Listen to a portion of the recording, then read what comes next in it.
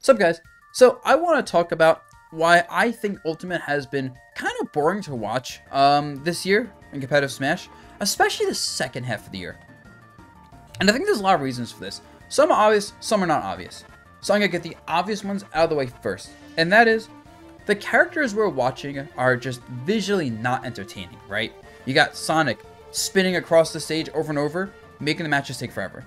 You got Steve, whose entire thing is making walls to stop fighting so he can farm materials. Game & Watch, who's just, like, his moves don't really have that, like, cool effect to them, right? Compare Game & Watch hitting, like, a down smash, forward smash, versus Joker hitting our sent back air. One is just, like, has more cool effects, cooler sound effects. It's just so much cooler to see than the other one. And then Cloud's cool to watch. Like, Cloud has some really nice visuals on a lot of his moves. So, I think that's an obvious one. That's a big one. The playstyles and just the visuals on these characters aren't entertaining to watch. You ever want a chance to fight against one of the best Smash players in the world just to see what it's like while chilling with them, having a great time? Well, guess what? If you check out the Metafy link in the description below, you can get exactly that with people like me, Leo, Light Tweak. You can literally fight against any of the best people in the world, just a click away. Another reason, especially the second half of the year, was I just want to compare this to like when Olimar was more common, and people were like, yo, we see, Olimar is just like boring. He just does the same exact animations for half his moves, right? Just throws Pikmin.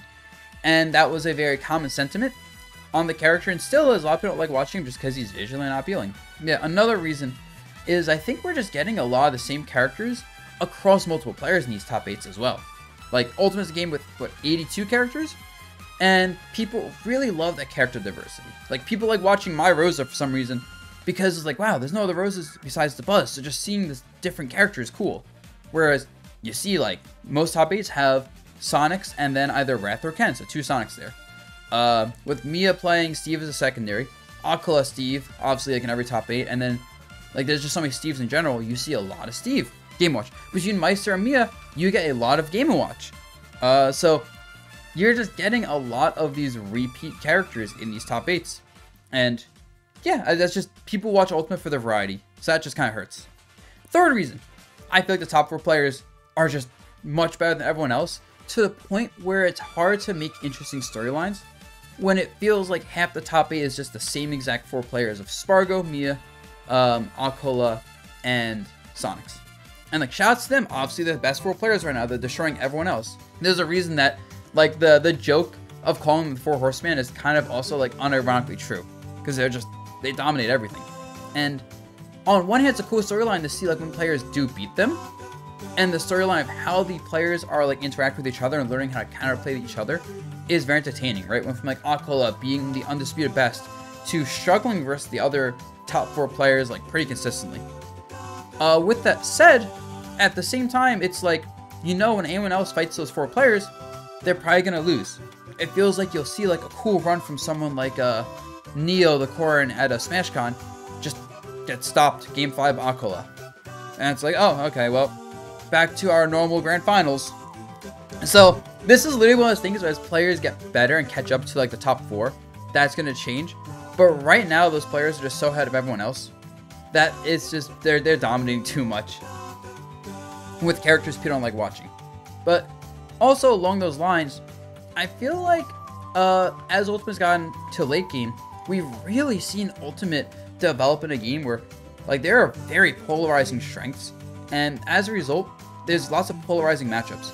And I think it's really frustrating to watch a polarizing matchup play out when you just don't think there's counterplay. So I'm going to use Gluto as an example here. Gluto versus Aquila, Sonics, and Mia. Where all those matchups, Wario versus Sonic, Game Watch Steve, just seem like really bad Wario matchups. You just watch it and it's like, Game Watch up B feels like it just beats the entirety of Wario's kit super easily. So like, you watch the match, you know who's going to win, and you know exactly how it's going to play out. So it's just like, okay, yeah, I know exactly what's going to happen. Moving on. Same with Gluttony versus Sonics. Spin dash is just hard for Wario to deal with. It's invincible, fast. Sonic's just fast on the ground in general. So you just kind of see Sonic just spin dash across the stage a lot. Wario can't do much about it. He just loses eventually. And you watch Gluttony versus Aquila.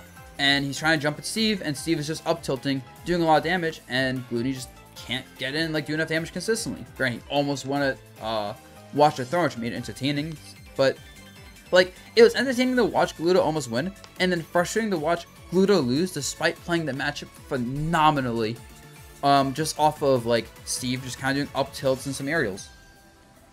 And, yeah, I think that is a big issue, is that the fact the matchups are so polarizing based on like 1 or 2 moves with late game ultimate is really hurting. That's why I think in comparison, even though Cloud probably beats Wario, I think watching Spargo versus Glutony is amazing, because you have a matchup where even if Cloud beats Wario, it's like Cloud wins through utilizing his entire moveset really well, and I think the fact that it's such a dynamic matchup makes it super fun to watch. It's not frustrating. It's not like, dang, that one move isn't valuing the kid. It's like, oh wow, he's spacing, Spargo's spacing back airs super well. Oh, Gluto's parrying these back airs. Oh, Spargo's mixing up side B. Oh, Gluto's baiting at the side B's and jumping with an up air waft then. Right? So, that's a huge part of it. Okay, and I think the last reason for Ultimate, for most people, not being as fun to watch this year as previous years, we lost Panda and Smash Bros. Tour circuits. And it was kind of just like a blow to the community in general. People were just like down on the game since then. Like between losing the circuits, no more patches, so we know this is the final version of the game, and everyone's kind of just like waiting for the next one. Yeah, there's a lot of reasons that this year, for like most people, the game has not been fun to watch. And will it be like that next year? Possibly. Will people get better at the game and the meta will change? Possibly. It's hard to say. Maybe the game just becomes more focused on very strong polarizing characters, right? Like, you know, maybe I do commit to playing Steve fully, and my Steve does very well, and we have more Steves in top 8. We'll see. Yeah, let me know in the comments if you guys agree with me, if you disagree with me, if you have other opinions. And remember, like, this isn't objective, this isn't the truth. It's not like, oh, I'm saying this game is bad to watch, period. You know I'm also a player that people look at and go, dang, this guy sucks to watch. What is he doing talking about watching other people think it sucks to watch? So I know some people could be saying that in the comments below. But, yeah, let me know what you guys think, and I'll catch you later.